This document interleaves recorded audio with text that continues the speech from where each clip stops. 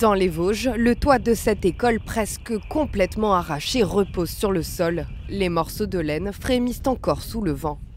Situé en hauteur, cet établissement scolaire a été frappé dans la nuit par des rafales de vent violentes allant jusqu'à 120 km/h.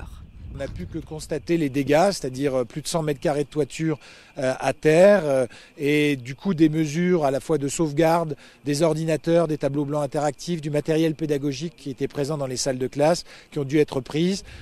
Sans chauffage ni électricité, impossible d'accueillir les élèves même au rez-de-chaussée. L'école devrait donc rester fermée plusieurs jours. L'Île-de-France aussi touchée par Ciara. Dans la capitale, de nombreux arbres ont été déracinés, comme ici dans le 13e arrondissement. Dans la nuit, le vent a emporté les pans de la façade de cet immeuble de Cheville-la-Rue dans le Val-de-Marne. Scène aussi insolite dans la nuit à Wimereux dans le Pas-de-Calais.